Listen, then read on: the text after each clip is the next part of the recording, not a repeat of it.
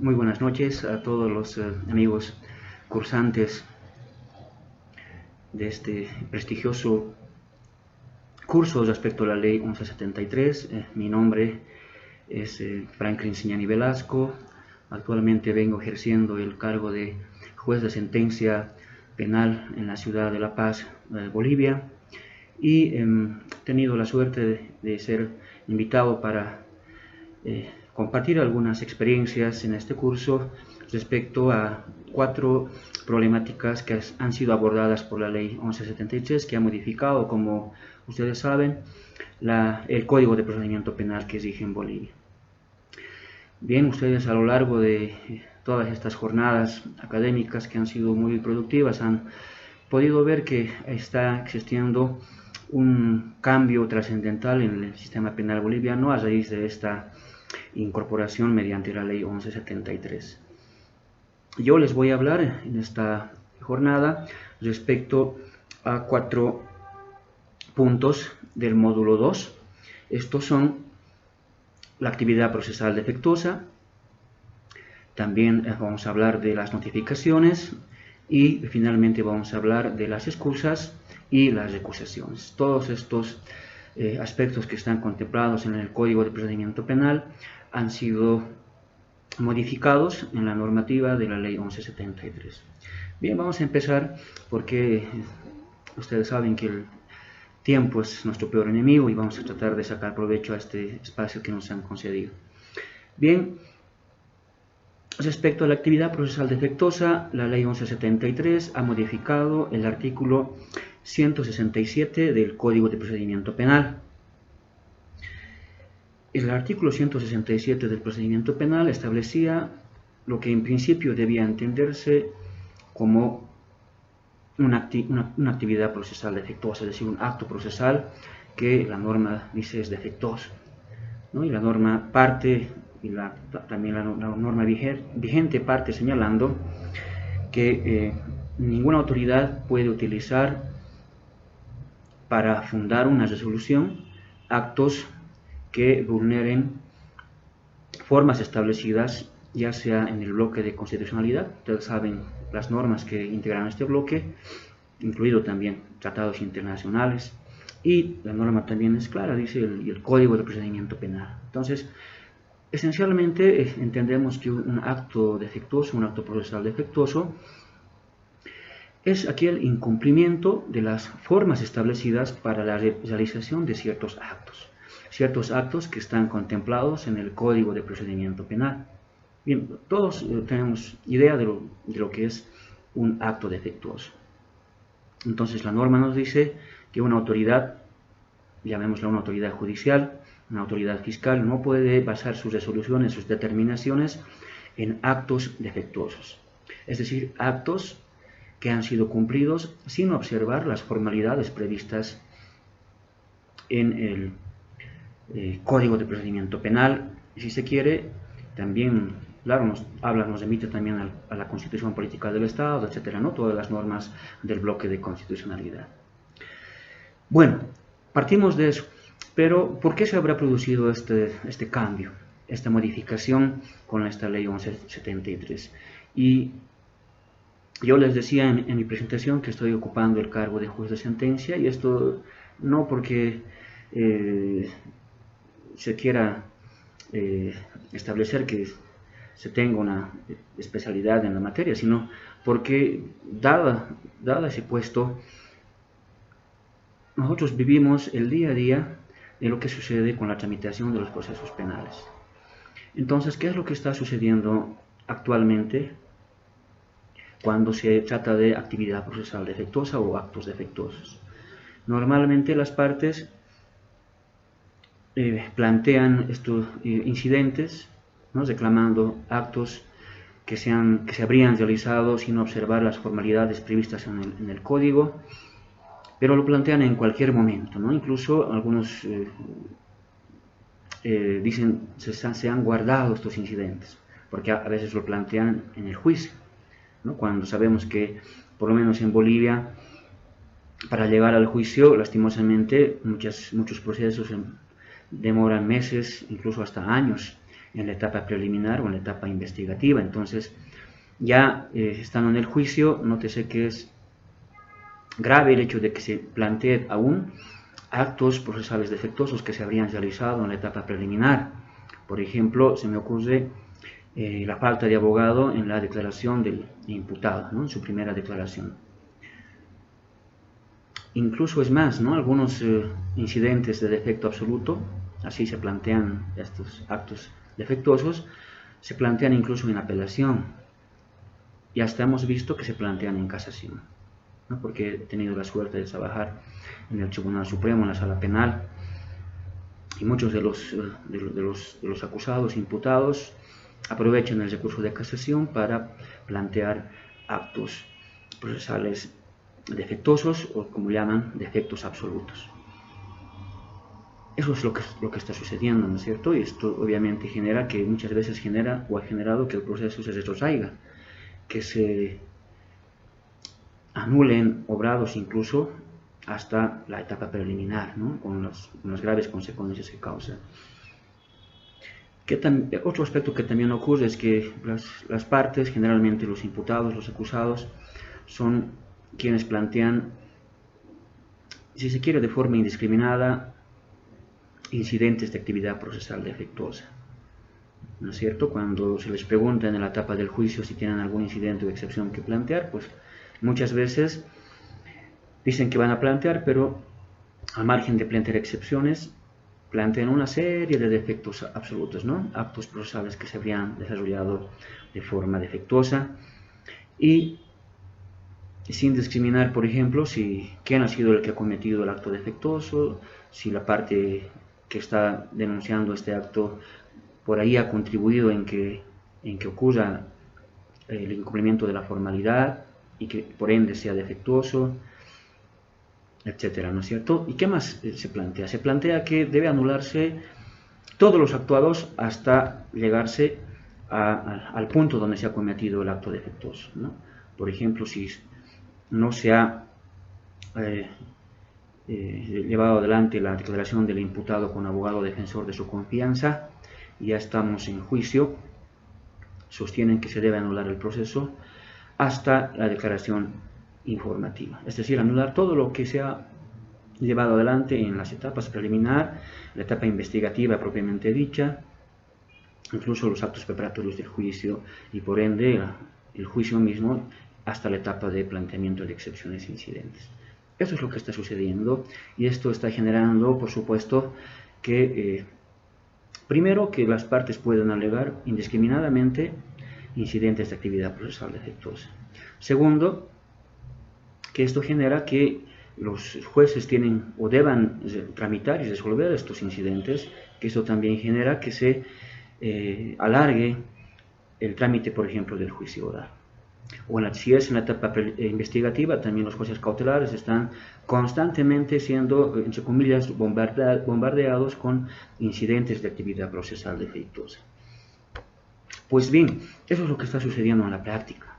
¿Y qué es lo que ha modificado la ley 1173 respecto a este tema de actividad procesal defectuosa? Al respecto, vemos que ha modificado el artículo 167, como se decía, y lo primero que vemos es que refiere esta modificación que ahora dice, ¿no es cierto?, para poder plantear incidentes de actividad procesal defectuosa se debe tener presente esto. Dice que las partes no hayan provocado o no hayan contribuido a provocar el defecto que están reclamando, ¿no? Esto ya vemos que va cortando el hecho de que se puedan plantear incidentes bajo cualquier circunstancia, aun cuando hayan sido provocados por ellos, ¿no? Por ejemplo, si se plantea un incidente por defecto absoluto, refiriendo que se ha notificado en un domicilio que no le corresponde, y la señorita oficial de diligencias o el funcionario de la central de notificaciones que ha ido a notificar ha notificado en función al domicilio que ha señalado el propio acusado o imputado, pero posteriormente refiere que ha existido o ha habido una confusión en el señalamiento del domicilio o ha habido una confusión en el número que ha insertado en el memorial donde ha señalado su domicilio, y posteriormente se refiere que no se le ha notificado porque ese domicilio no le correspondía y que ha existido simplemente un error de taipeo en su memorial. Aquí vemos, por ejemplo, que para que se produzca este defecto, evidentemente el imputado, la persona que ha señalado este domicilio, ha contribuido a que se infrinja el procedimiento respecto a la notificación personal, ¿no? En este caso puede ser que la oficial o el oficial de diligencias ha notificado mediante cédula en el domicilio que se ha señalado por el acusado, pero después demuestra que ese domicilio no le correspondía. Pero acá vemos que con esta incorporación este defecto aparentemente no prosperaría, porque ha sido el acusado que ha señalado su domicilio y ha referido un número. Y si después se refiere que ese número estaba equivocado, pues vemos que él ha sido quien ha señalado ese domicilio, entonces ha contribuido, o incluso se puede decir que él ha provocado que se cometa un acto defectuoso. Pero por esta normativa, por esta incorporación, ya no podrá reclamar este aspecto. Otra incorporación, la Ley 1173, ahora modificando este artículo, señala que los incidentes de actividad procesal defectuosa deben ser formulados por una sola vez en el plazo de 10 días de que la notificación, o desde que se haya notificado con este acto defectuoso o haya tomado conocimiento el interesado o el afectado. Como vemos, ya se está imponiendo un plazo y dice 10 días, ¿no? Entonces ya no podría plantearse incidentes en cualquier momento o incluso aspectos relacionados a la etapa preliminar o a la etapa investigativa en el juicio oral o en recursos, ¿no es cierto? Ya sea en apelación o en casación. Entonces ya está cortando la norma, ¿no? Ya no está tan abierta la posibilidad de que se plantea en cualquier momento. Entonces ya nos dice 10 días. Otro aspecto que está innovando esta ley es que, innovando entre comillas, como vamos a ver más adelante, dice, si no se plantea los defectos, se convalidan o precluye el derecho a reclamar. Es decir, si habiendo tomado conocimiento del defecto o habiendo sido notificado con ese acto supuestamente defectuoso, no plantea en los 10 días, dice la norma, el derecho a reclamar, a interponer su incidente, precluye. No, o en su caso dice, se convalidan esos defectos. Es decir, ya no serían actos defectuosos, sino ya se habrían convalidado porque justamente no ha reclamado dentro del plazo establecido. En realidad, como decía, esto no es tan innovador porque el artículo 170 ya establecía algo similar, ¿no es cierto? Porque ya nos refería el artículo 170 que los actos defectuosos pueden ser convalidados cuando las partes no hayan solicitado su corrección de forma oportuna, ¿no? Esto nos dice el inciso 1 del artículo 170 del procedimiento penal.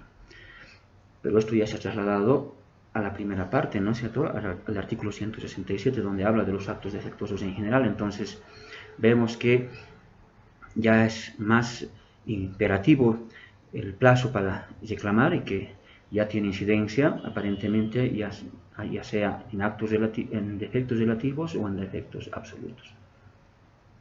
Pero vamos, ¿qué más?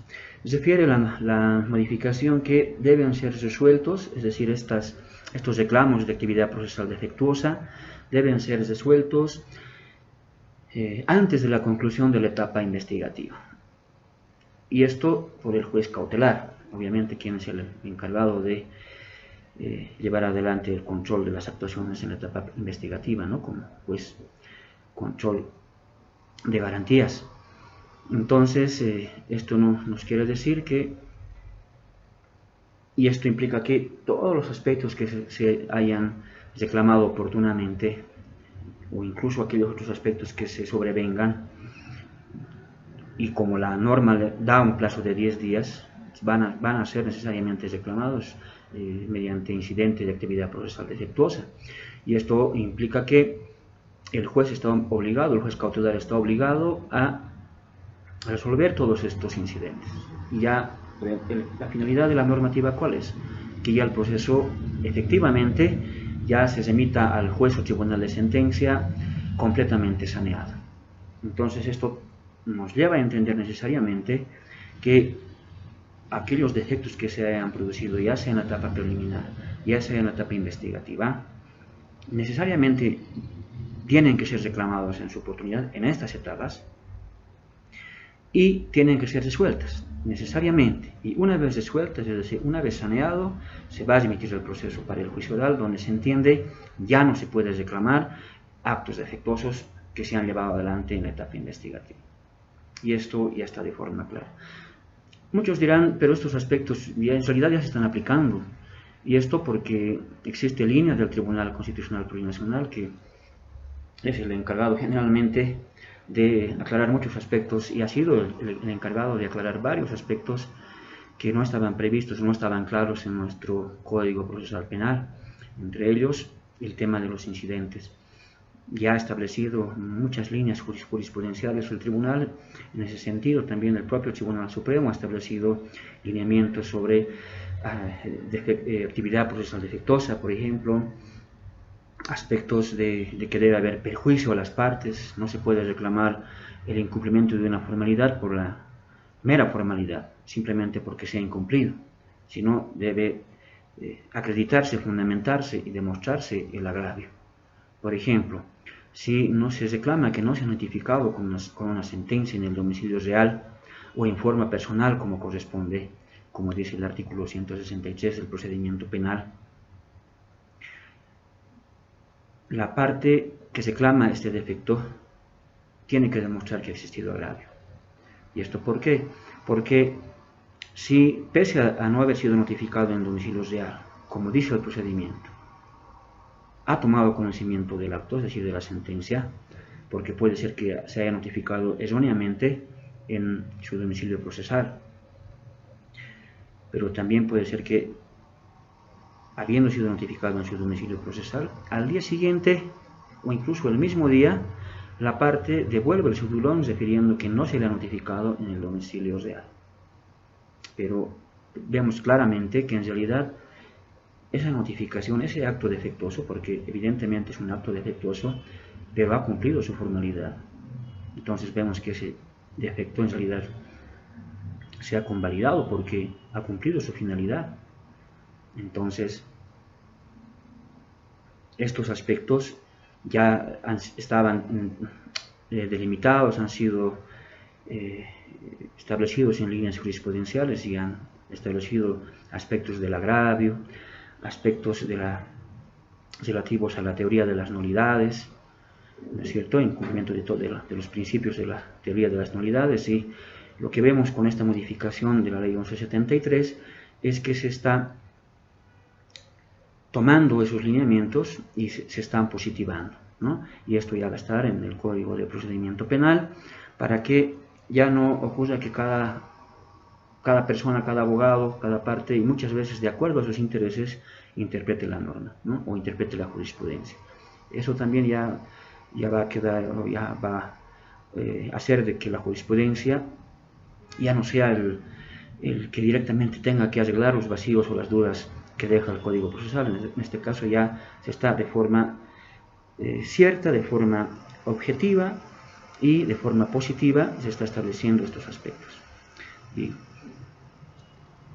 Otras incorporaciones por la ley 1173 refiere que los incidentes sobrevinientes pueden ser planteados en juicio, conforme a los artículos 314 y 345. Esto quiere decir que, si bien el proceso va a ser saneado, ¿no?, en lo ideal, hasta la etapa investigativa, hasta su conclusión, y va a ser remitido saneado al juez o tribunal de sentencia, pero pueden ocurrir aspectos o actos defectuosos que se han suscitado posterior a la pérdida de competencia del juez cautelar. Entonces, obviamente, no se puede sostener que el juez cautelar debió ser el que resuelva o que debía plantearse ante el juez cautelar cuando él mismo ya había perdido competencia. Entonces, actos defectuosos, por ejemplo, ocurridos en los actos preparatorios del juicio o para el juicio, pueden ser planteados en la etapa del juicio, conforme al artículo 345, que refiere que en el juicio se puede plantear. Y aunque recordemos que actualmente los incidentes y excepciones son tramitados o resueltos antes de que el acusado preste su declaración. Pero ahora, con la modificación y la incorporación de la Ley 1173, se establece que los incidentes y excepciones deben ser resueltos en primera instancia, ¿no es cierto?, en el juicio, al empezar el juicio. Pero eso seguramente lo estamos viendo en otros módulos de este curso. ¿Qué más nos dice? Dice: los defectos sobre obtención de elementos de prueba pueden ser discutidos planteando exclusión probatoria. ¿Y esto por qué? Porque muchas veces las partes, los abogados y generalmente los imputados reclaman actos defectuosos pero con relación a la prueba, ¿no? Por ejemplo, que se ha obtenido un informe pericial sin haberse cumplido los requisitos para la pericia, ¿no? Por ejemplo, la notificación a todas las partes para que puedan plantear sus puntos de pericia, puedan objetar las de la parte contraria, etc. Y esto lo plantean como defecto o como incidente de actividad procesal defectuosa. Sin embargo, esta normativa ya nos está diciendo que no se deben plantear incidentes de actividad procesal respecto a la prueba, ¿no? Porque en la etapa investigativa, por ejemplo, todavía no se sabe si es prueba. Todavía no sabemos si el fiscal va a utilizar esa prueba para acusar o la parte creyente va a utilizar esa prueba para acusar de forma particular. ¿Cuándo se va a establecer que ese elemento, esa evidencia quiere introducirse como prueba? Es cuando se ofrecen estas pruebas por alguna de las acusaciones o las dos, y cuando se trata de introducir en el juicio una etapa correspondiente. En este momento ya existe un potencial agravio respecto a la introducción de prueba que, según la parte imputada, ha vulnerado derechos y garantías o se ha obtenido incumpliendo actos establecidos por ley, ¿no?, las formalidades previstas por ley. Pero eso tampoco corresponde, porque la etapa de incidentes y excepciones no tiene esa naturaleza. El debatir la prueba, si es legalmente obtenida, etc., debe ser, en mi criterio, necesariamente discutido, debatido, fundamentado, demostrado y resuelto en la etapa del juicio oral, cuando se intente introducir la prueba. Esa es la etapa prevista por la norma y que además es razonable para que se pueda debatir si una evidencia, un elemento de convicción puede ser introducido a juicio. Entonces, esta modificación o esta incorporación de la Ley 1173 va en ese sentido, ¿no?, que ya dejemos de plantear y resolver incidentes respecto a la prueba, porque tiene su propia estación y esto es coherente, ¿no es cierto?, porque en ese momento recién se establece si las partes quieren que esa evidencia sea introducida como elemento de prueba, porque antes no sabemos siquiera si las partes van a pretender que se introduzca. Por ahí pueden, incluso aún hayan ofrecido, pueden denunciar esa prueba, ¿no? Bien. Ante un acto defectuoso, también nos dice la modificación, o más concretamente la incorporación establecida en el artículo 167, nos dice: ante un acto defectuoso se debe acudir a la convalidación, al saneamiento y a la nulidad. Parece lo mismo. Algunos dirían que parece lo mismo, otros dirían sí, pero ¿en qué consiste? O ¿cuál es la diferencia? Bien, pero sabemos en realidad que no es lo mismo. Y además que debemos tener presente que puede suceder que un acto defectuoso, cualquier acto defectuoso que esté identificado, no necesariamente tenga que ser anulado o tenga que ser saneado, puede ser convalidado. Y si un acto defectuoso puede ser convalidado, no corresponde su nulidad, ¿no? Y tampoco corresponde a su saneamiento, es decir, que se vuelva a producir el acto.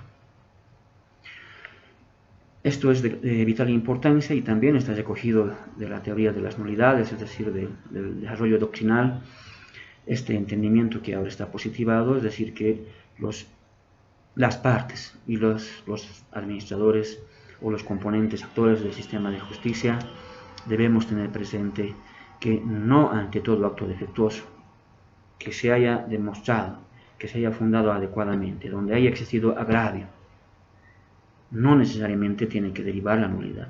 Eso tenemos que borrar de nuestro archivo, de nuestro CPU. No podemos solicitar y no podemos disponer que ante cualquier acto defectuoso inmediatamente sobrevenga la nulidad del acto.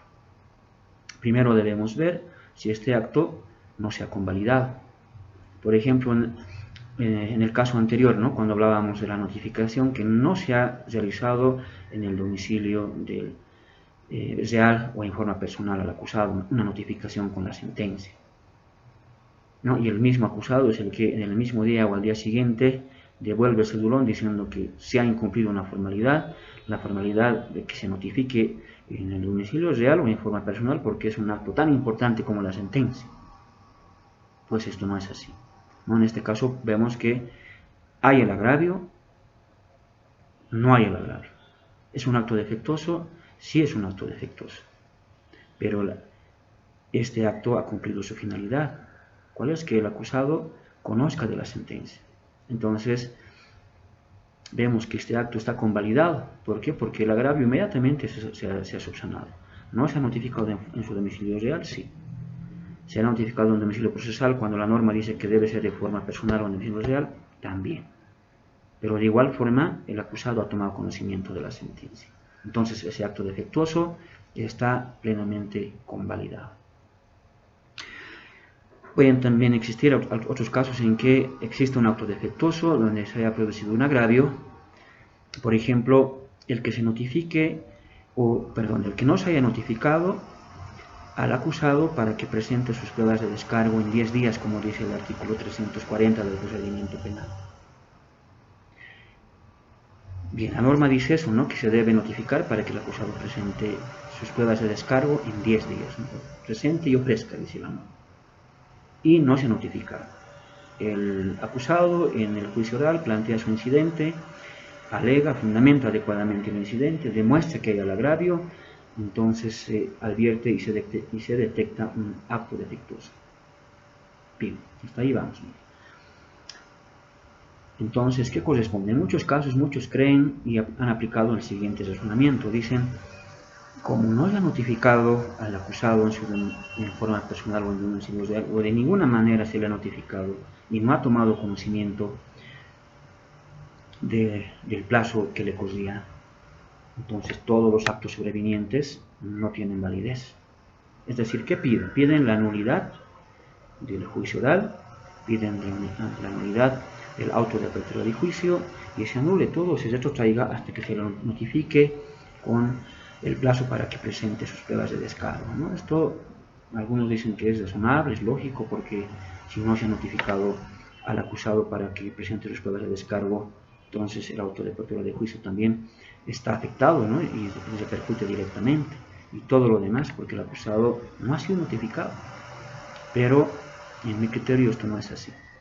¿Por qué? Porque este acto es un acto defectuoso, existe el agravio, no ha presentado sus pruebas de descargo, entonces no ha cumplido la finalidad, pero la respuesta del órgano judicial no puede ser la nulidad. ¿Por qué? Porque si anulamos todo, vamos a simplemente repetir actos procesales, y vamos a repetir actos procesales por la mera formalidad. ¿Y qué es lo que correspondería en este caso en mi criterio? En este caso correspondería paralizar el juicio oral, conceder un plazo al acusado para que presente sus pruebas de descargo, es decir, concederle los 10 días que señala la ley, y una vez que presente el acusado sus pruebas, y si se quiere, incluso se puede con eso complementar el auto de apertura de juicio con un pequeño auto complementario, tomando en cuenta las pruebas de la defensa, ¿no es cierto?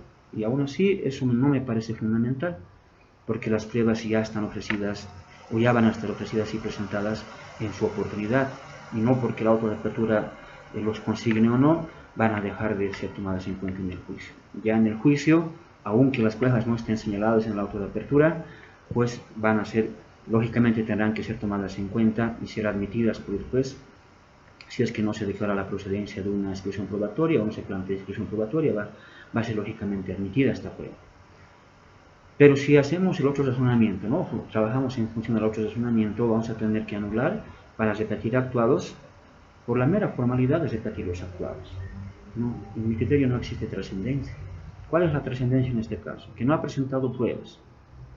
Entonces, al paralizar el juicio, no al anular, al paralizar el juicio y darle la oportunidad de que presente sus pruebas, se está equilibrando lo que habría sido o lo que había sido el perjuicio, el agravio al acusado.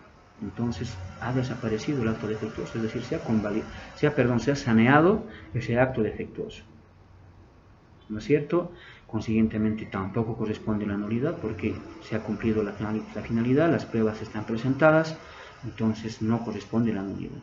Y ese es para mí un claro ejemplo de cuando, aún existiendo un acto defectuoso con agravio, corresponde el saneamiento y no la nulidad, ¿no?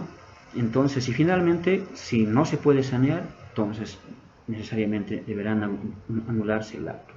Pero nótese bien, no todos los actos procesales, sino la nulidad del acto defectuoso. Y por supuesto, la norma también nos dice que el juez, cuando dispone la nulidad del acto defectuoso, debe también establecer a qué actos también abarca o incide esta nulidad, ¿no? Porque puede ser que de un acto determinado ha emergido otro acto que tiene directa vinculación y que también corresponde a la nulidad de ese otro acto, porque de no ocurrir el primero, no se habría producido el otro, ¿no? Y que también en estos actos existe o se puede aplicar la teoría del fruto del árbol envenenado, ¿no es cierto? Porque si ha emergido otro acto defectuoso, entonces lo que ha derivado también alcanzará la nulidad. Pero esto debemos tener mucho cuidado al establecer a qué actos también alcanza la nulidad. Porque en el ejemplo que yo les daba anteriormente, por ejemplo, señalar que al no haberse notificado al acusado para los 10 días, que también alcanza el auto de apertura, en realidad no alcanza el auto de apertura, porque las pruebas de descargo no tienen necesariamente que estar en el auto de apertura.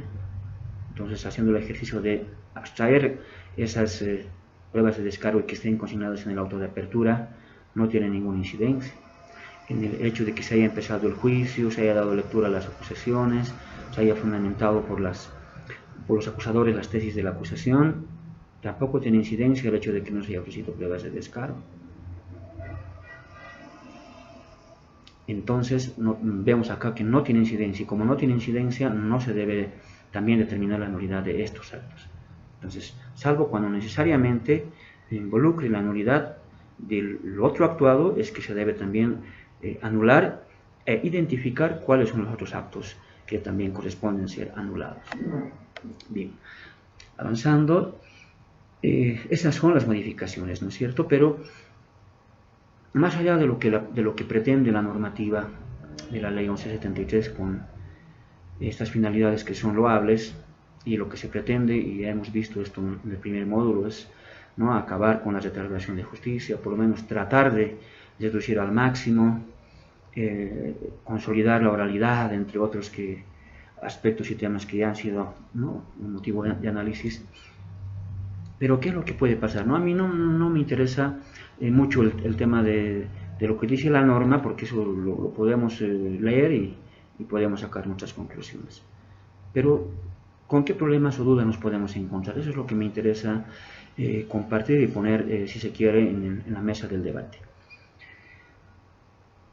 A ver, dice la modificación, ¿no? Y si vemos la redacción del 167 del procedimiento penal con la modificación de la ley 1173, vemos que la primera parte no se ha modificado, ¿no? Sigue diciendo que los actos realizados con inobservancia al bloque de constitucionalidad, ¿no?, y por supuesto al Código de Procedimiento Penal, dice, no pueden ser utilizados para fundar una resolución, ¿no? Dice la norma, una decisión judicial.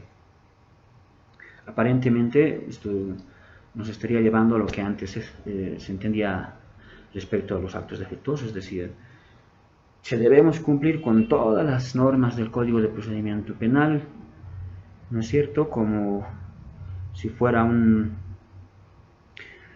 unos mandamientos establecidos y que deben ser cumplidos todos al pie de la letra, incluso aquellas pequeñas formalidades establecidas en el código debieran ser cumplidos, porque si no, no se va a poder fundar una decisión judicial, por ejemplo, una sentencia.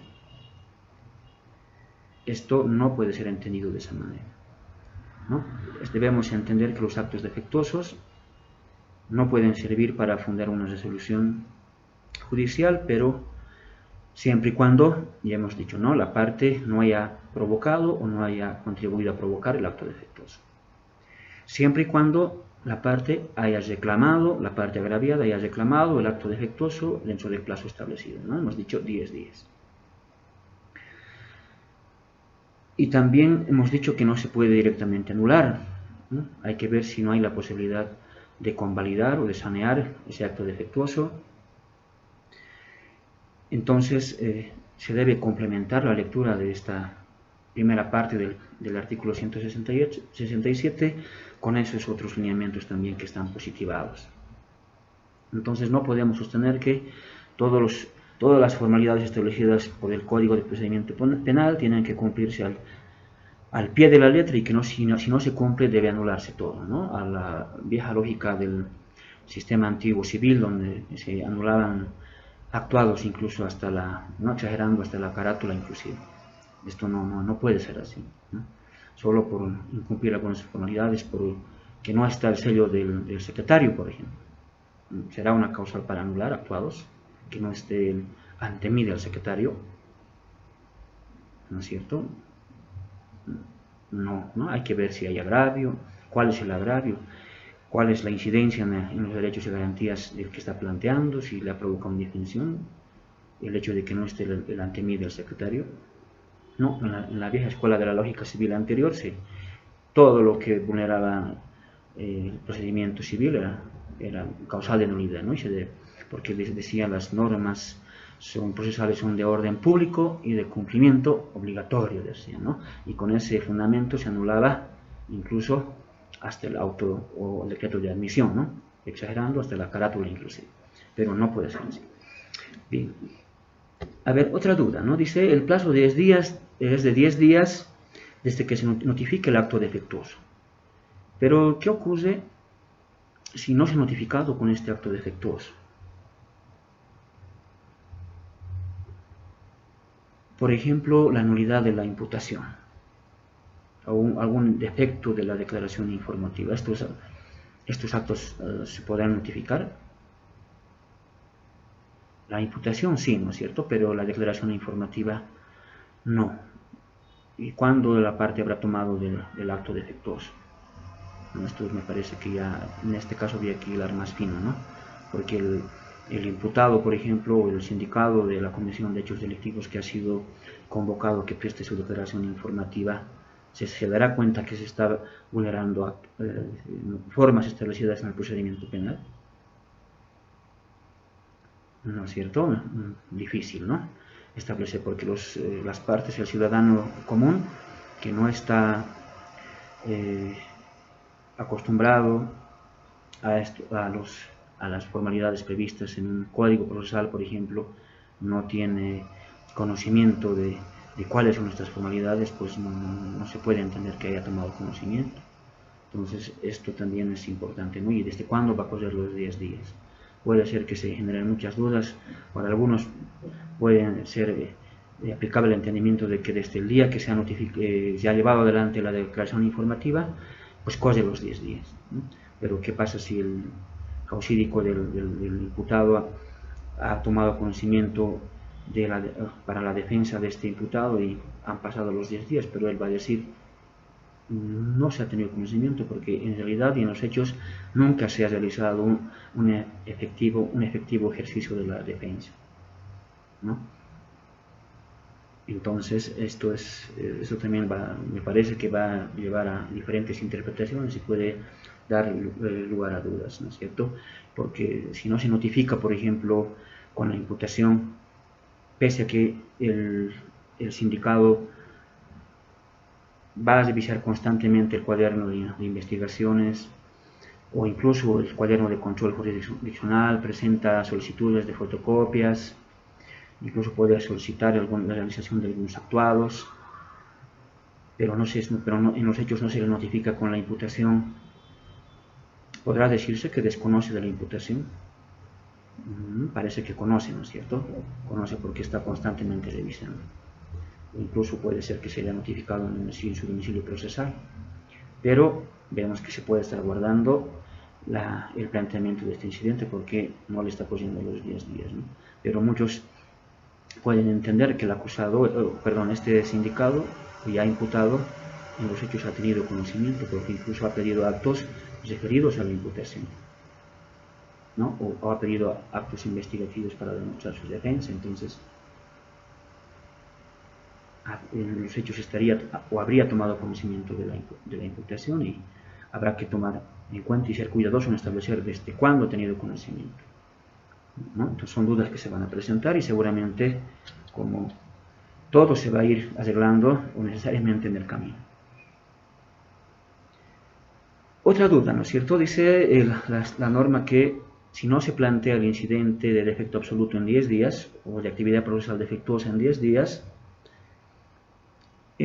su derecho precluye, dice la norma, ¿no es cierto? Eso hemos visto para que no se pueda estar guardando incidentes para plantear en juicio o en recursos. Incluso se han dado casos de que plantean o reclaman defectos absolutos en amparos constitucionales o en acciones de libertad cuando ya la sentencia incluso está ejecutoriada, ¿no? Con el recurso de casación correspondiente. Bien, pero en principio hemos visto que está bien, ¿no? Porque ya debemos, lo que se quiere es andar delimitando y andar restringiendo que puedan plantearse indiscriminadamente incidentes de defecto absoluto, ¿no? Y generalmente lo que ocurre es que los incidentes de defecto absoluto o están mal planteados o en la mayoría de los casos no son evidentes, pero de igual forma se siguen planteando y son los que generan carga procesal, ¿no? Y porque tienen que ser tramitados y tienen que ser resueltos. Pero si no se reclama en los 10 días su derecho a precluir, ¿qué pasa en el caso de los defectos que el artículo 169 del procedimiento penal dice que son defectos absolutos? ¿Y por qué dice que son defectos absolutos? Porque dice que no se pueden convalidar. Y lamentablemente el legislador no ha tomado en cuenta este artículo, porque yo veo que va en contradicción con lo que dice el artículo 167, porque un defecto absoluto dice la norma que no se puede convalidar. Entonces, si no se puede convalidar, el hecho de que no se reclame es una forma de convalidación, pero si no se puede convalidar cuando hay un defecto absoluto, ¿qué pasa con esa normativa que dice que precluye el derecho? En mi criterio, aparentemente ha habido un descuido en el legislador porque no ha tomado en cuenta o no ha compatibilizado adecuadamente el artículo 169 con el artículo 167, ¿no? Tal vez va a ser necesariamente esto sujeto a que se tenga que hacer una interpretación judicial por los jueces, quién sabe por las salas penales, ya sea de los tribunales departamentales o el Tribunal Supremo, o generalmente como ocurre hasta ahora, ¿no? Por el Tribunal Constitucional Plurinacional, que va a ir dando alineamientos sobre cómo es de que debe entenderse esto, ¿no? Esta aparente contradicción. En mi criterio, pareciera ser que lo que en realidad ha ocurrido es un descuido, porque lo que se quiere es evitar que se susciten incidentes en cualquier momento, por más que sean defectos absolutos. Porque si no, no sería razonable que se haya insertado el plazo en el artículo 167 cuando se empieza a hablar de defectos, ¿no? Y sin siquiera discriminar defectos relativos o defectos absolutos. Directamente ya se da un plazo para reclamar defectos. Entonces, aparentemente la idea es esa, que aún sea un defecto absoluto, existe un plazo para reclamar.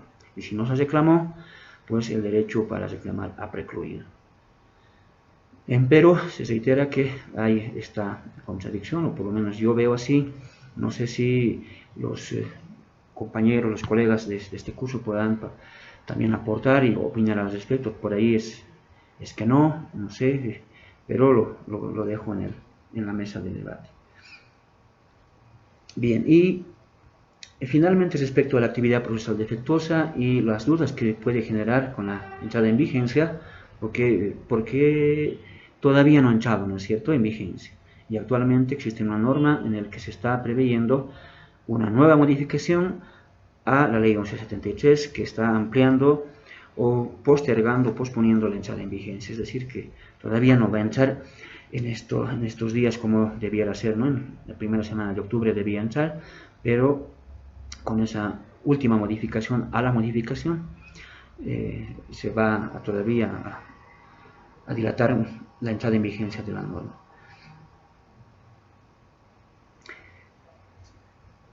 Otra de las dudas es que la modificación dice que se debe resolver, es decir, la modificación nos dice ahora que se debe resolver todos los incidentes, hemos dicho, en la etapa investigativa dentro de los 10 días y por supuesto por el juez cautelar.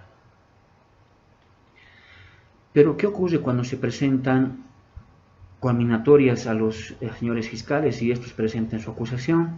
Cuando existen todavía incidentes que no han sido resueltos. La norma nos dice que todos los incidentes deben ser resueltos antes de que concluya la etapa investigativa.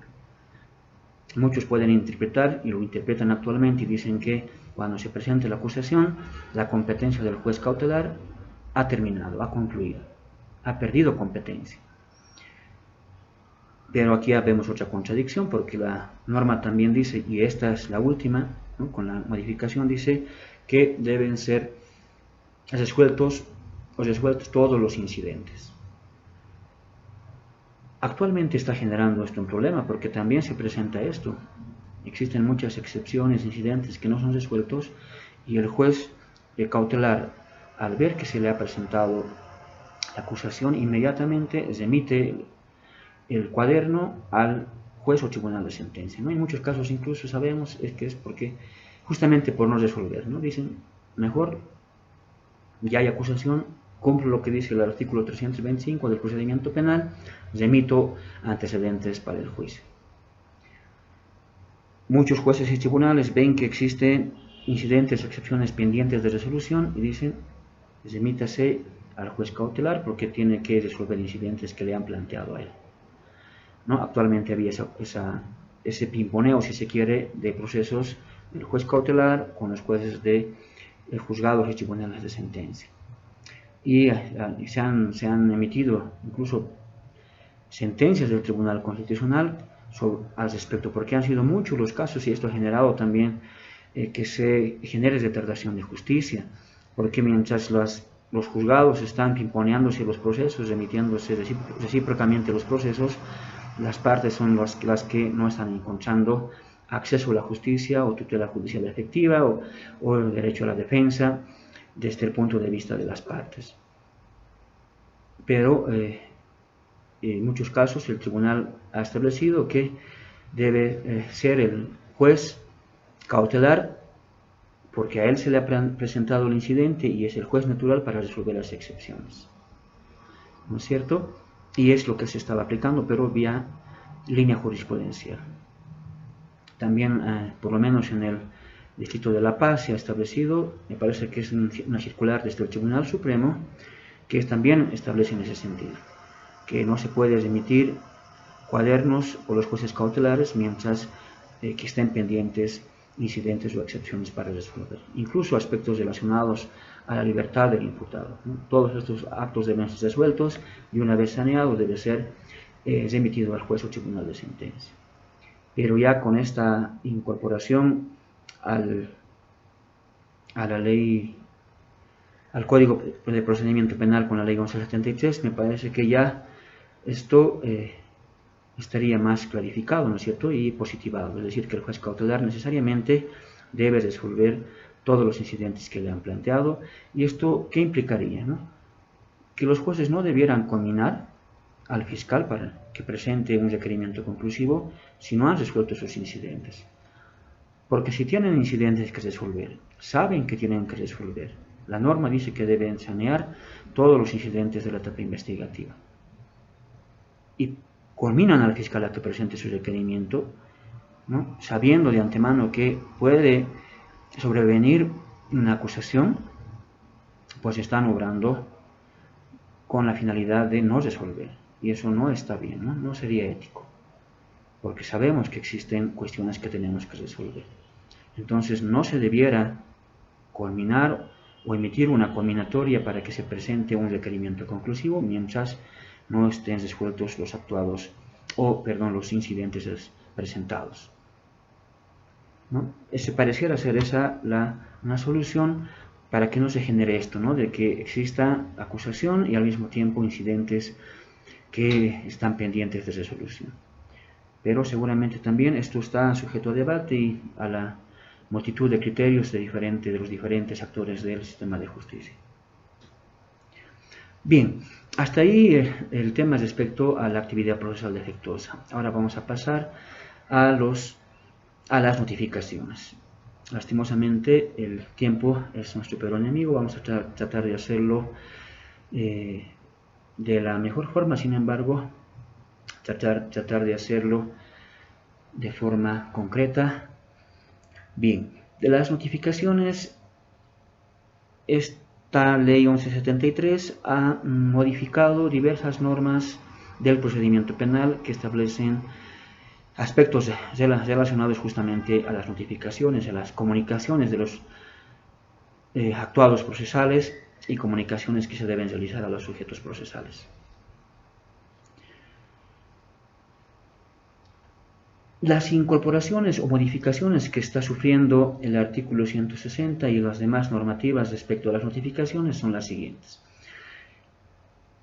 Con la modificación tenemos que las partes están en la obligación de señalar el domicilio real, además adjuntar un croquis en la primera actuación, ¿no? Por ejemplo, el sindicado que es notificado para que preste su declaración informativa.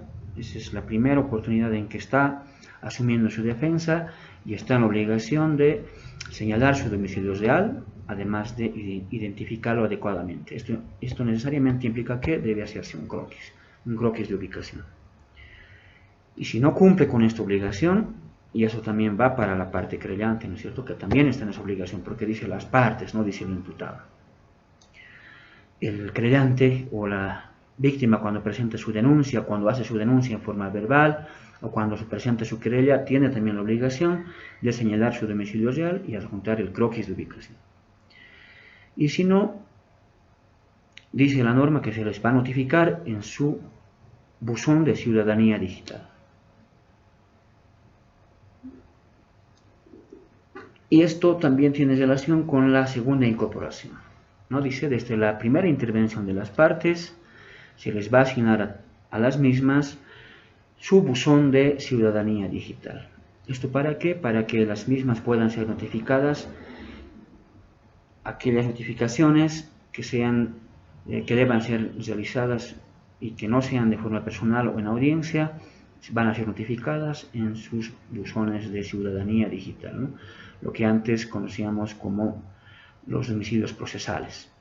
Entonces ya se está suprimiendo la notificación física y la notificación en los domicilios, y lo que va a ocurrir ahora es que se va a notificar en los buzones de ciudadanía digital en formato digital. Y esto se va a mandar, seguramente se va a escanear los documentos y esto se va a mandar en archivo, ya sea PDF u otro tipo de archivos similares, para que pueda ser de conocimiento de las partes. Y esto obviamente actualmente no está, no tenemos previsto. Decíamos que actualmente lo que se pide es que señale el domicilio procesal. Desde la primera intervención también debe asignarse a las partes, ya decíamos, ¿no?, el buzón de notificaciones.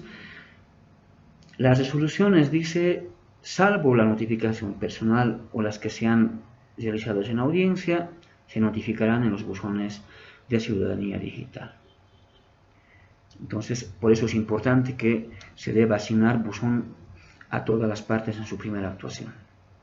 Y esto también es algo novedoso porque actualmente no existe nada de esto, ¿no? No hay ninguna notificación que deba o que pueda realizarse de forma digital, por lo menos en el 99% de los casos, ¿no? En casos excepcionales se ha visto que se ha notificado a algunos actuados utilizando el medio WhatsApp o por correo electrónico, pero esto escasos casos, ¿no? Generalmente en acciones de libertad, esto es donde más sucede esto, pero más del 90%, más del 95%, es decir, incluso el 99%, siempre se notifica con medio escrito, con documentos, con copias de los documentos en el domicilio procesal, ¿no? O en último caso en domicilio real, pero esto ya no va a suceder así. Ahora, dice, ¿no? El encargado de realizar las notificaciones ya no son o ya no van a ser los oficiales de notificaciones o los funcionarios de la central de notificaciones, ahora va a ser personal de la oficina gestora de procesos.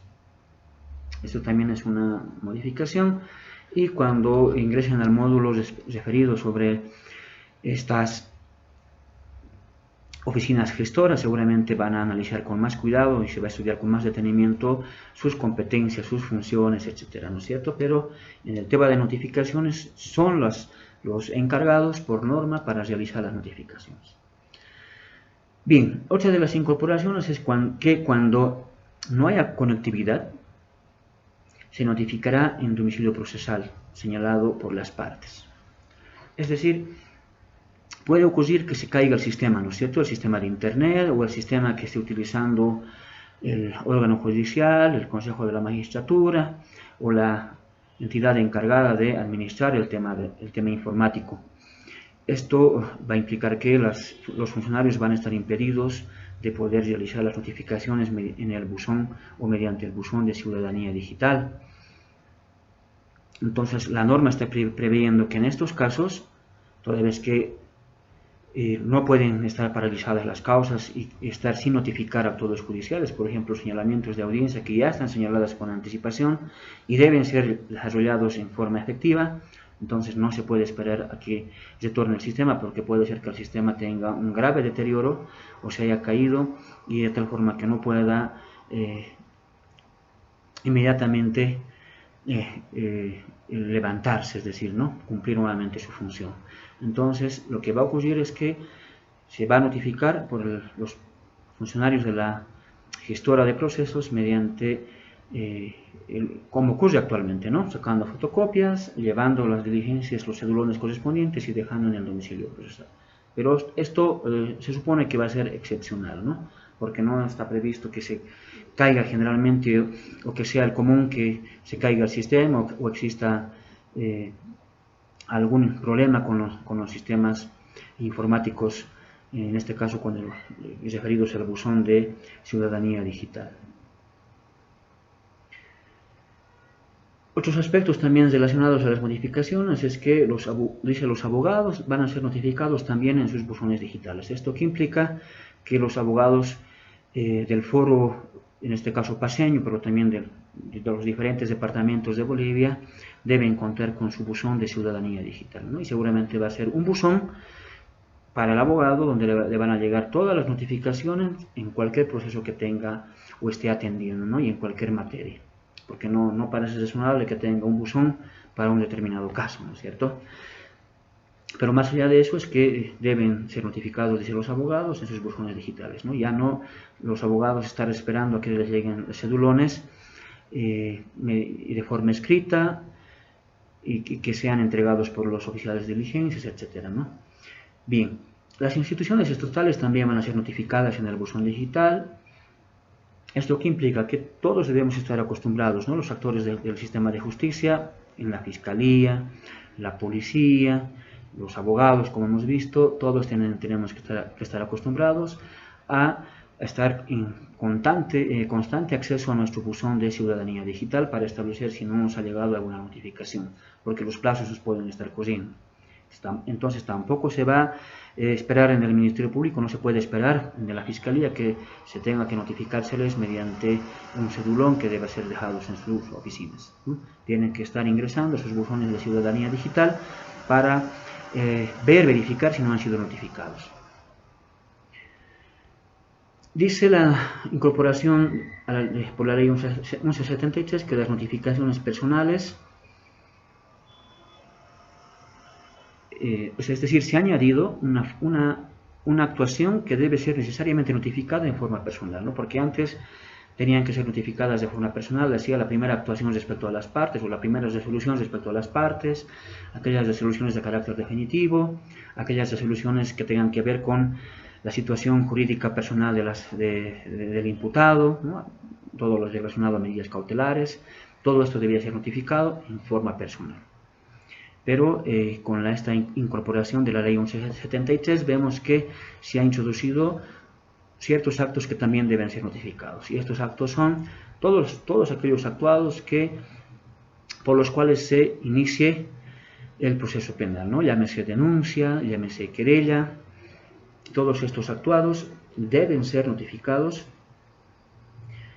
en forma personal, ¿no?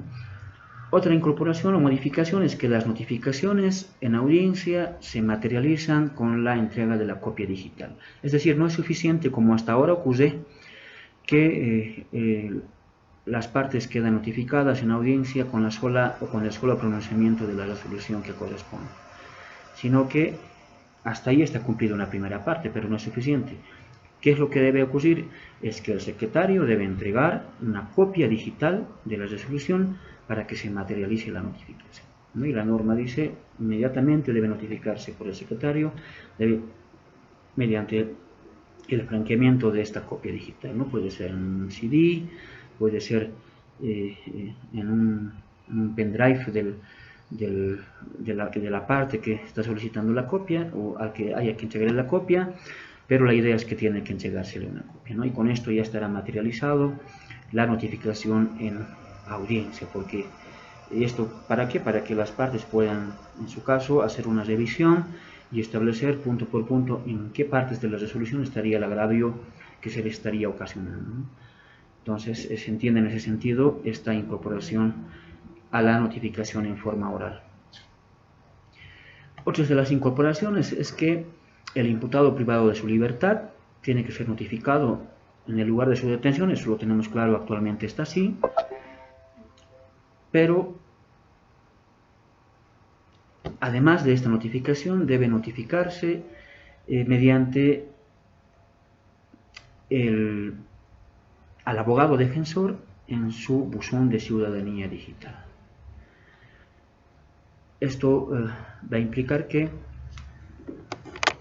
no sea suficiente la entrega de la copia al privado de libertad, ¿no? Porque cuando la norma también dice que en las notificaciones personales sí hay que notificar una copia.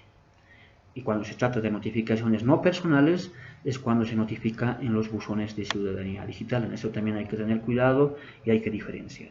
Cuando se trata de notificaciones personales se debe notificar en el domicilio real o en forma personal, donde se le pueda hacer aviso a la parte a la que se está notificando, y esto debe hacerse mediante la entrega del cédula, ¿no? Esta parte ya se reitera lo que se está haciendo actualmente, no se mantiene.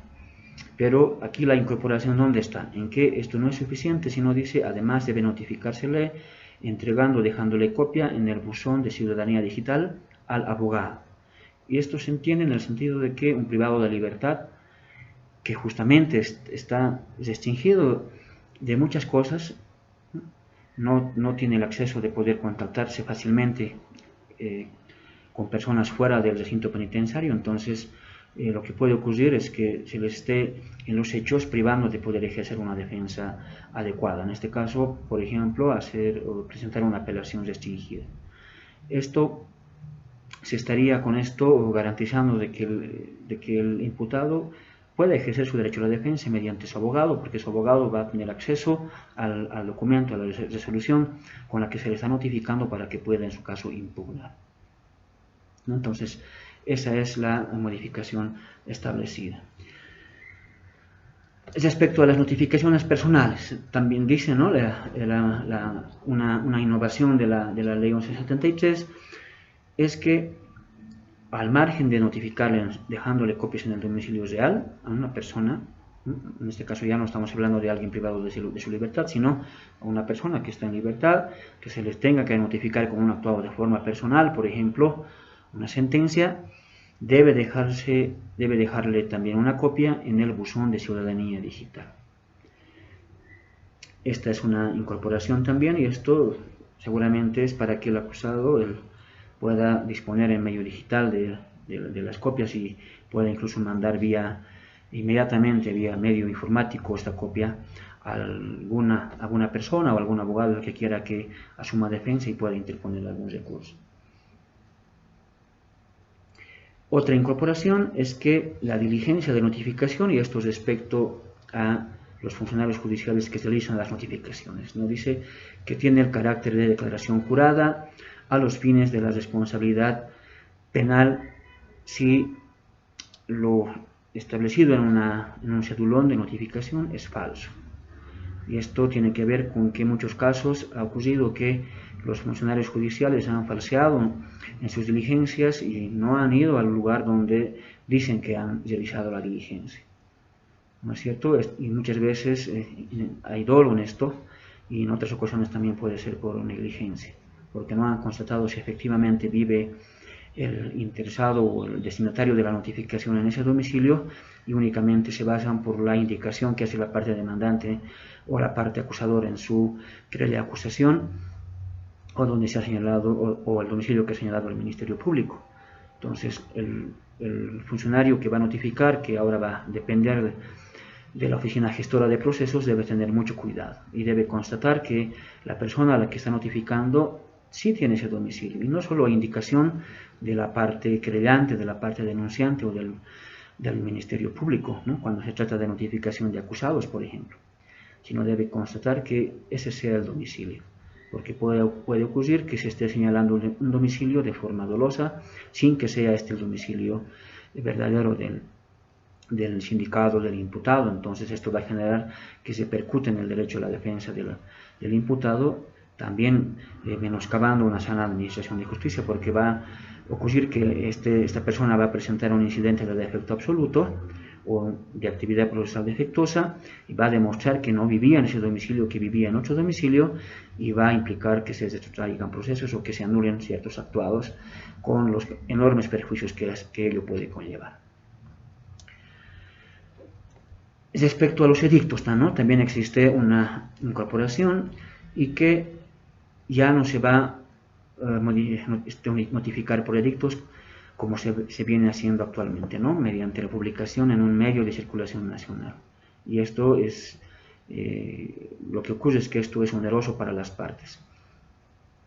Y los diferentes medios de comunicación, es elevada, si se quiere, la tarifa para hacer las publicaciones. Entonces implica en cierta medida un gasto que se debe realizar, y que en muchos casos esto implica denegación de justicia, o que no exista acceso a la justicia porque se ven impedidos de que se puedan sustanciar los procesos, porque no se puede notificar, porque las partes no están en la condición de pagar la publicación de los edictos.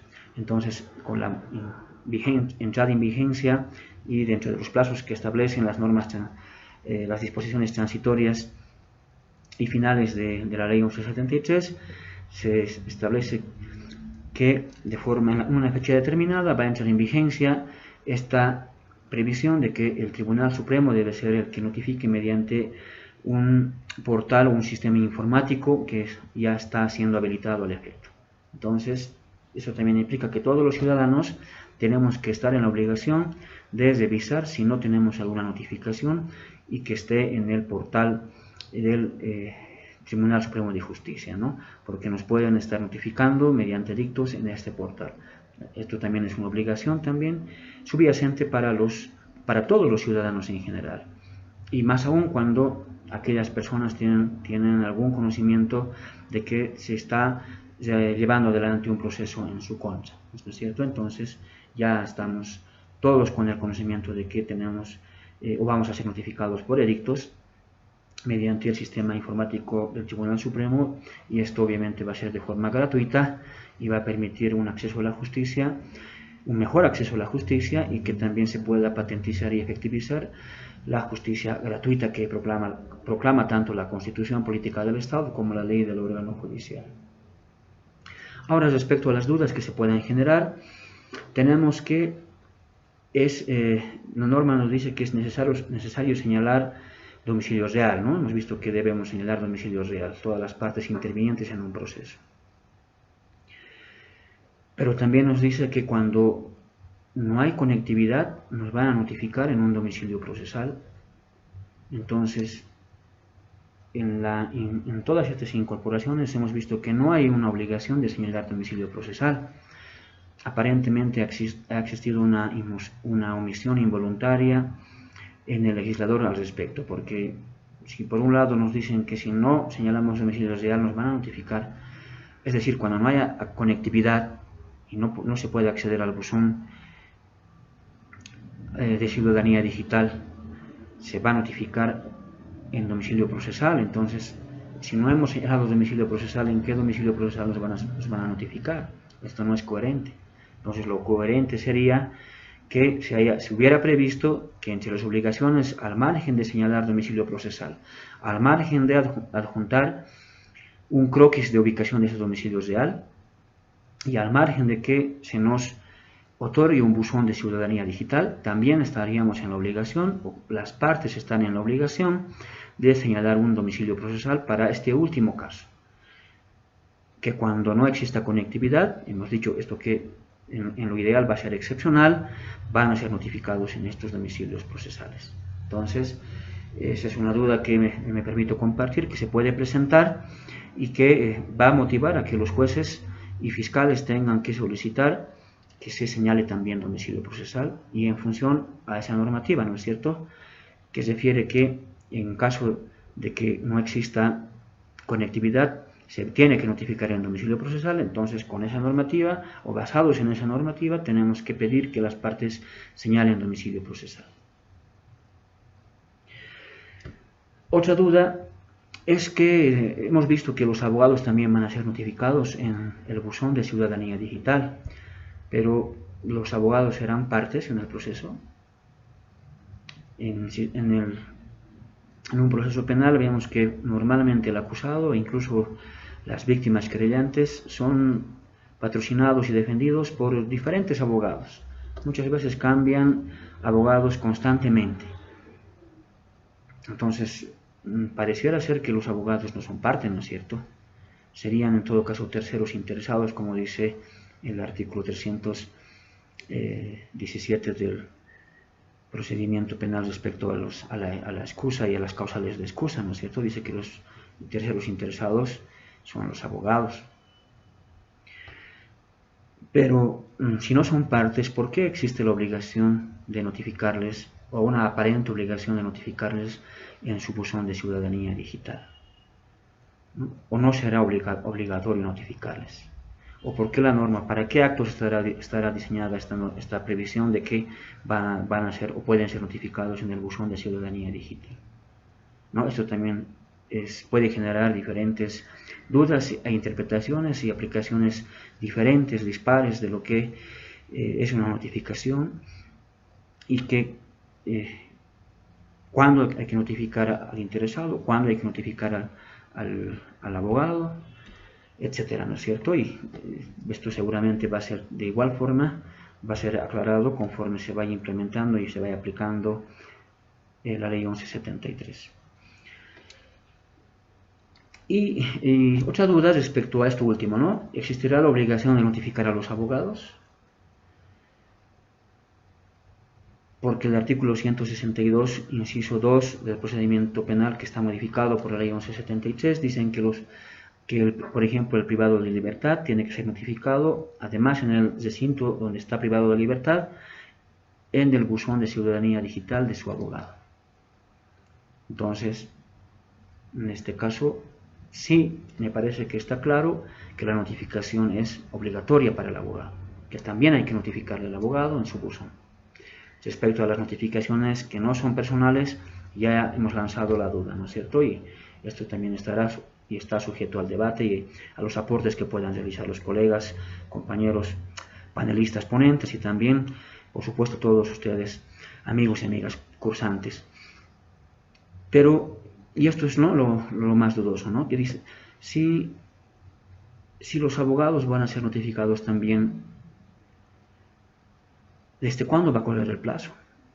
¿Desde que se le han llegado al privado de libertad el cedulón, por ejemplo, con la notificación de una sentencia?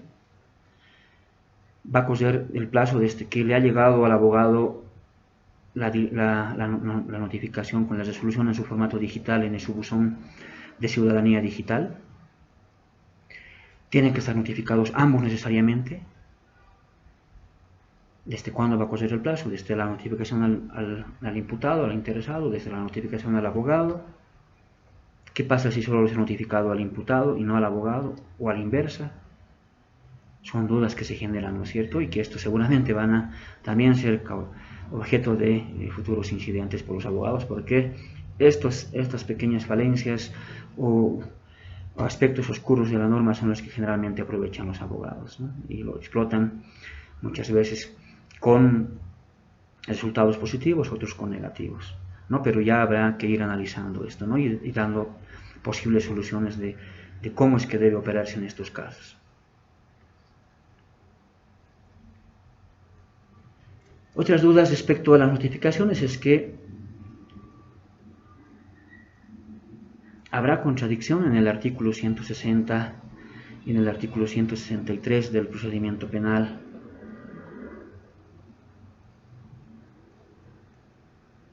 Porque dice que el imputado, las partes deben señalar su domicilio real para sus notificaciones. Y que si no señalan se les va a notificar en su buzón de ciudadanía digital.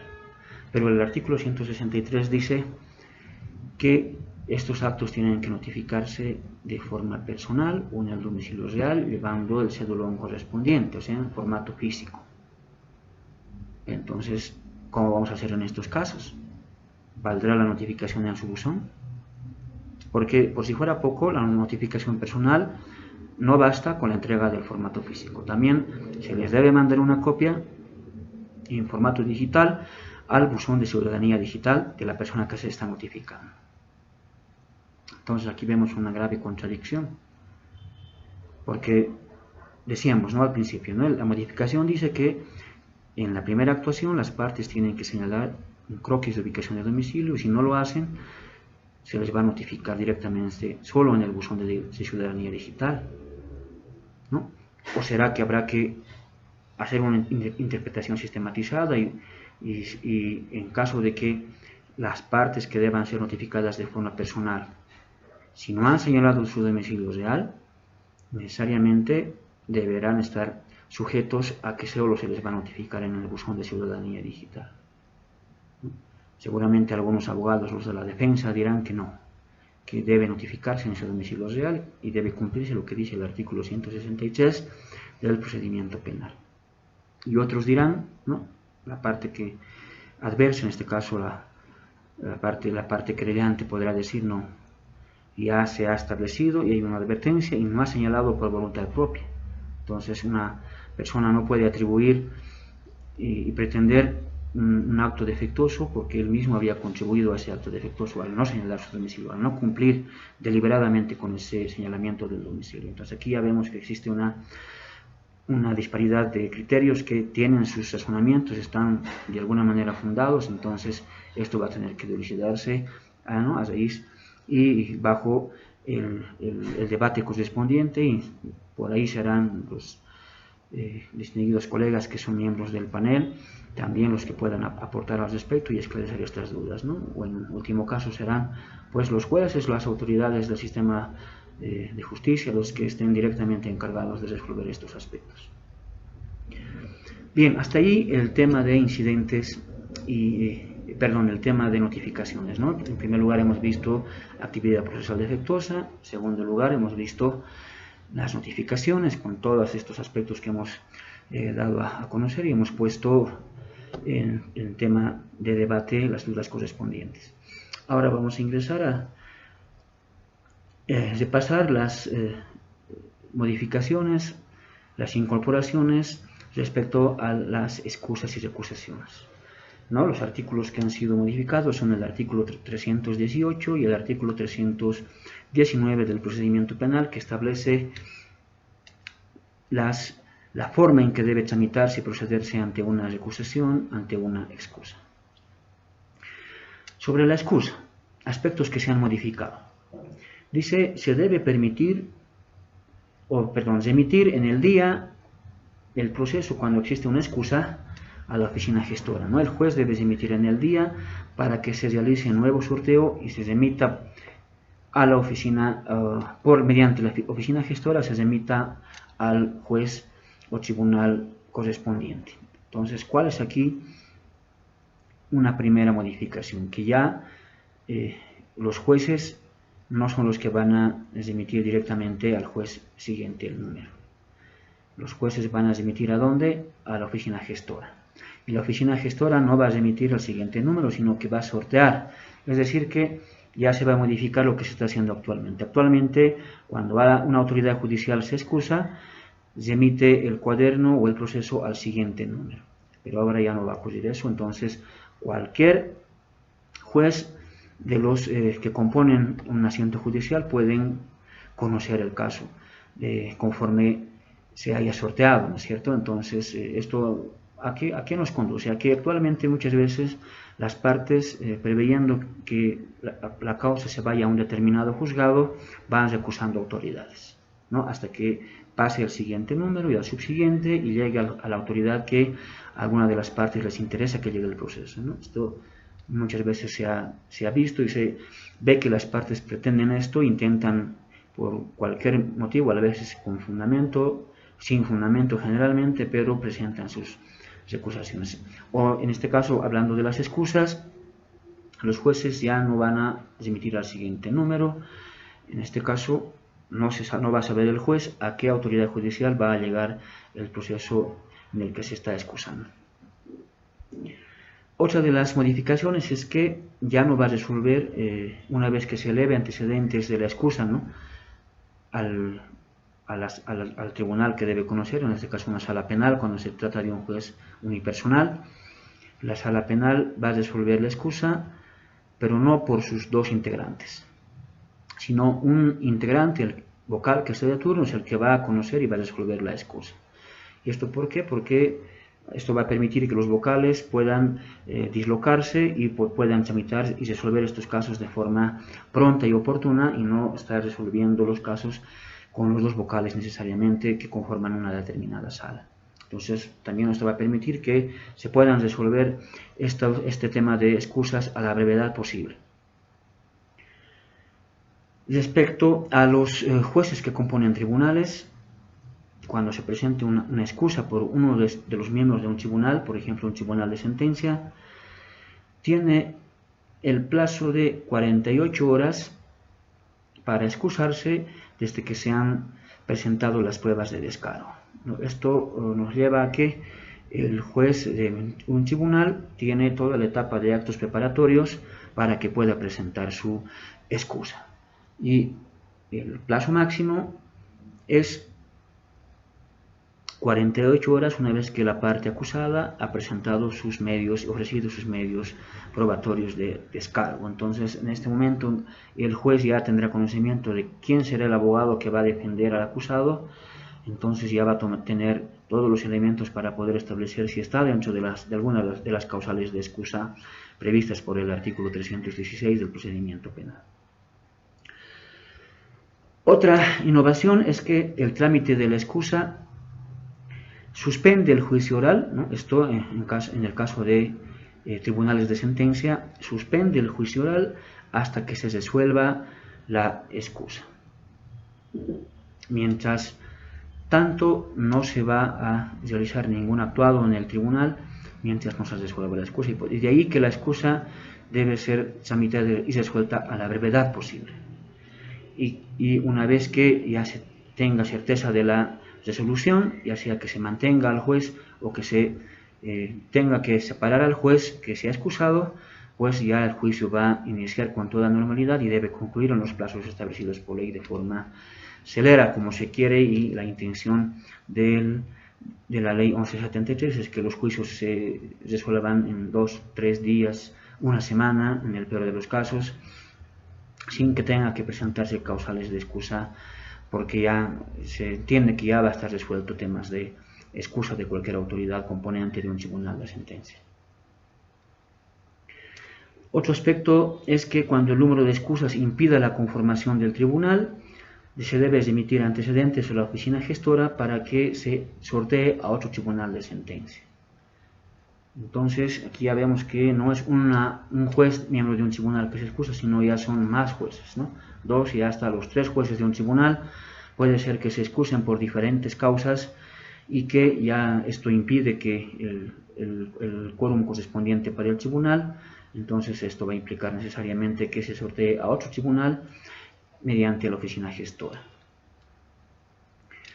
Esto sobre la excusa, pero también vemos innovaciones, modificaciones respecto a la recusación. Y son los siguientes, ¿no? Dice, se debe interponer de manera fundamentada y acreditada. Cuando una persona, un sujeto procesal, considera que algún juez está dentro de alguna causal de excusa, debe interponerlo de manera fundamentada y acreditada. También está establecido que se puede recusar a 2 jueces más que podrían conocer la causa.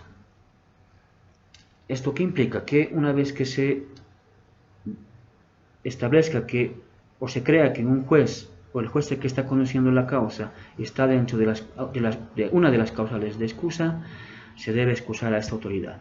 Pero también se debe prever, y las partes estarán en la obligación de tener conocimiento de quiénes son los otros jueces de la misma materia que ejercen funciones en el asiento judicial, porque estarán en la obligación de recusar a 2 autoridades más que podrían conocer la causa, ¿no?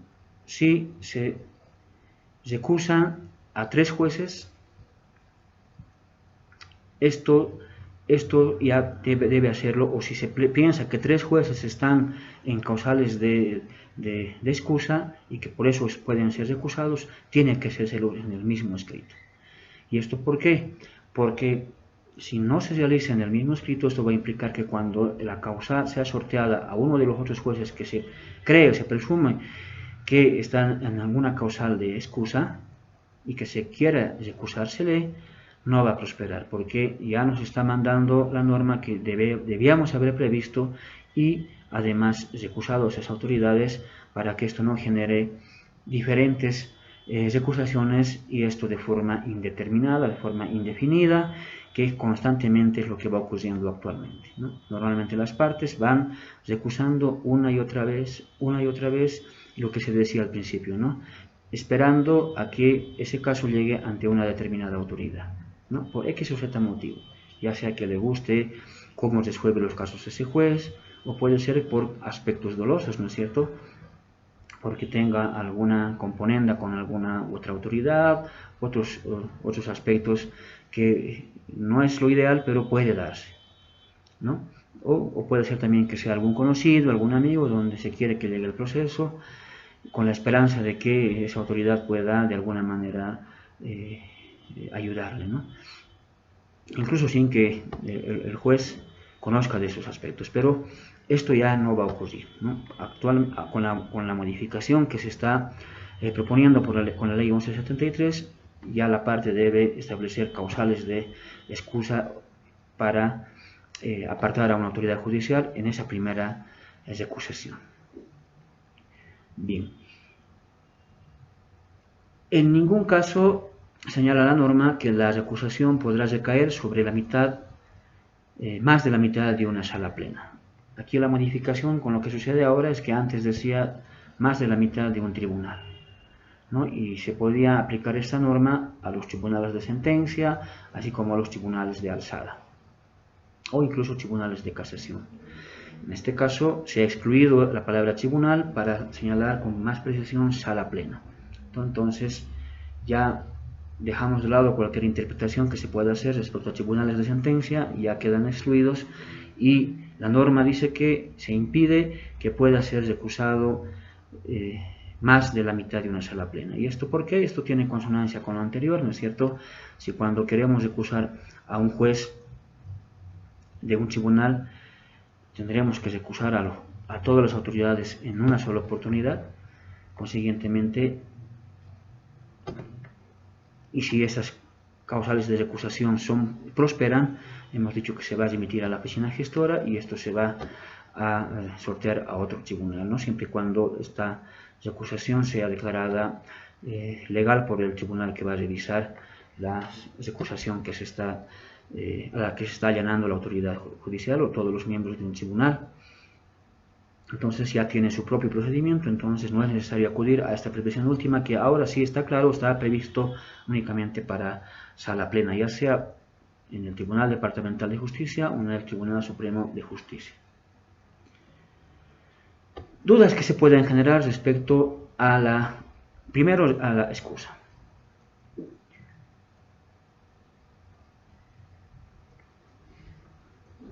A ver, ¿qué pasa si la sala penal no notifica y solo remite la excusa o la recusación que has resuelto? Porque entre las modificaciones dice que cuando se resuelva una excusa a una recusación, la sala que va a resolver esto, en este caso hemos dicho solo por un vocal, debe notificársele y dice al abogado. Y esto, al margen de que también genera dudas sobre por qué notificar al abogado, si tiene que ser una notificación, habrá que hacer una notificación diferente al cliente, porque la normativa dice que se debe notificar al abogado, ¿no es cierto? Lo que resulta algo impreciso, porque el abogado no es la persona, no es parte en el proceso. Y mucho menos cuando el abogado no tiene nada que ver en la recusación, sino el que está presentando la solicitud es ya sea el imputado o ya sea la víctima o querellante. Entonces se entiende que debía notificárseles con la resolución tanto al imputado o al querellante, ya sea en su domicilio real, procesal, en el buzón de notificaciones, etcétera, ¿no? Pero la norma dice notificar al abogado. O sea, esto ya genera duda, hasta incluso se puede sostener que debe notificarse también el abogado y además a la parte en su buzón. Son aspectos que no están claros. Pero ¿qué pasa si no se notifica? Si no se produce la notificación y directamente se remite al juzgado que debe conocer o que va a conocer el proceso. ¿No? Esto va a implicar que muchos jueces, muchos tribunales de sentencia devuelvan los actuados a las salas para que se cumpla la notificación, o quizá las salas dirán que de todas formas los tribunales o jueces serán las que notifiquen a las partes con la resolución. Lo que considero yo es que en este caso las salas o los tribunales que van a resolver la excusa o la recusación deben ser quienes notifiquen a la parte, porque incluso pueden solicitar, por ejemplo, una explicación, complementación y enmienda, o puede ocurrir algún aspecto vinculado a la resolución, y quien ha emitido la resolución debiera ser la instancia, la autoridad que notifique con su resolución a las partes, y hecho lo cual se debería devolver los actuados. Eso obviamente a la brevedad posible, ¿no es cierto? Porque lo que se quiere es que la excusa y la recusación tarde lo menos posible en resolverse para que se agilice los actuados procesales. Respecto a la suspensión de plazos para el inicio del juicio oral, esto hemos visto que decía la norma, y dice la norma, ¿no es cierto? En los tribunales de sentencia se suspenden los plazos de inicio del juicio oral, dice, ¿no? Mientras no se resuelva la excusa o la recusación. Pero dice la normativa, solo se podrá suspender los plazos dentro de los términos señalados para la resolución de la excusa, o en este caso de la recusación. Pero, ¿qué ocurre si las autoridades que deben resolver la excusa no se pronuncian dentro del plazo establecido por ley, que son plazos breves?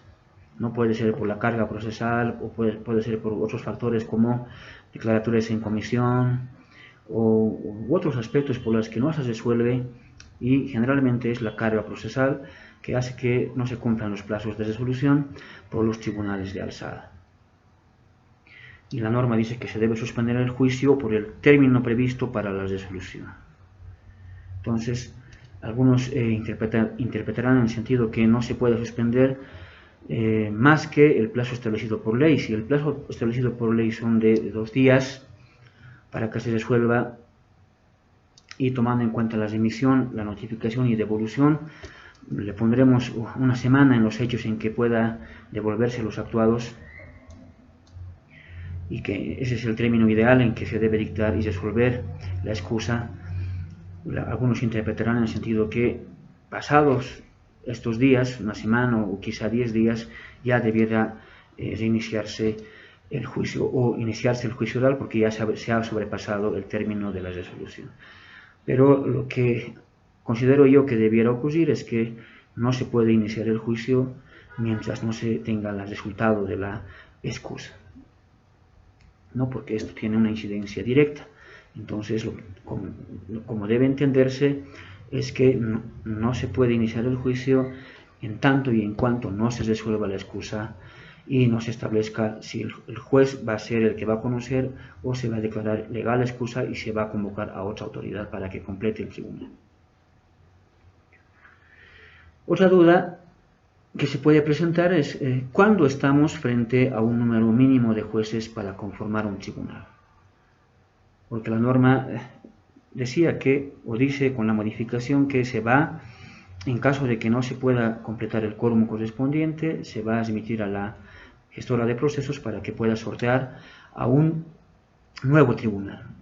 Pero ¿cuándo existirá un quórum correspondiente? ¿Habrá quórum correspondiente con 2 jueces?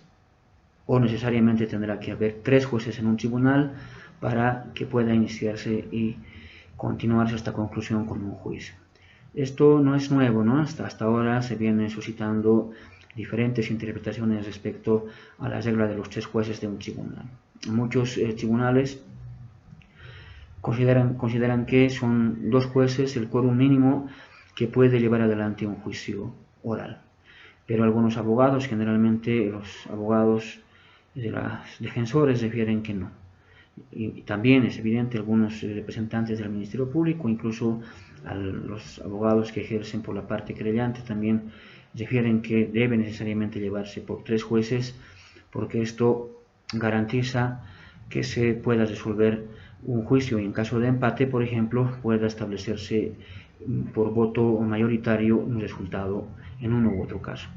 Esto ha sido objeto de análisis y hasta ahora me parece que no existe una respuesta, ya sea jurisprudencial y obviamente menos legal, ¿no? La norma no establece, y con estas modificaciones e incorporaciones por la ley 1173 tampoco se ha aclarado este aspecto.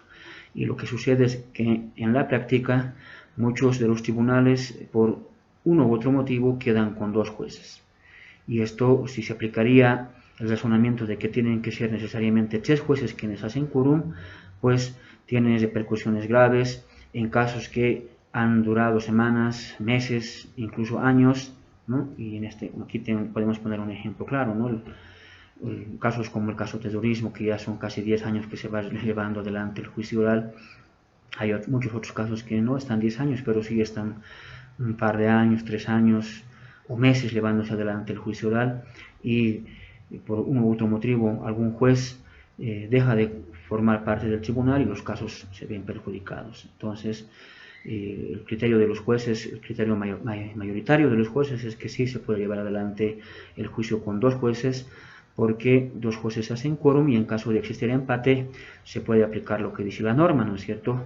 En caso de empate se debe estar a lo más favorable para el imputado, ¿no es cierto? Si un juez vota por la condena y otro juez por la absolución, se dictará una sentencia absolutoria por el voto igualitario, y la aplicación de la duda, en caso de duda y en caso de empate, se favorece al imputado. Entonces, amparándose de esta normativa y además en la practicidad y además en que no hay una norma específica que diga el número exacto de jueces que conforman un quórum de tribunal, acuden a este criterio, ¿no? Amparándose en otra normativa y llevan adelante y concluyen juicios con 2 jueces, y que en este caso el quórum mínimo es 2 jueces. Pero se reitera, todavía no hay un alineamiento ni del Tribunal Supremo ni del Tribunal Constitucional al respecto. Entonces esto está ya sujeto a interpretación de los tribunales, de los jueces y a lo que las partes puedan plantear, y esperamos que prontamente pueda resolverse esto.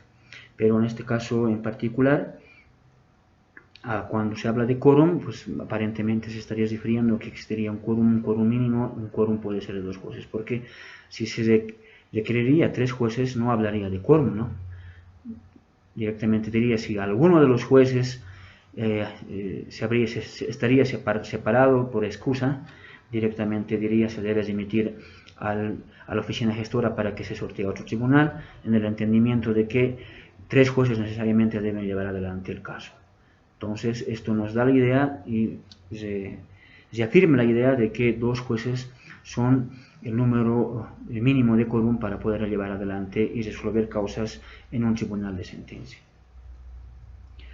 Sobre la recusación, las dudas que se pueden generar es qué pasa si no se recusa a otros jueces que podrían conocer la causa, ¿no? Y hemos adelantado la respuesta a esta duda.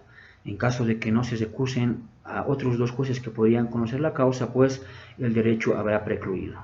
Y si solo se ha recusado a un juez, una vez que se haga el sorteo por la oficina gestora y cualquiera sea la autoridad a la que caiga el proceso mediante sorteo, ya no se podrá presentar una recusación porque ha perdido la oportunidad de recusar a 3 jueces en la primera recusación.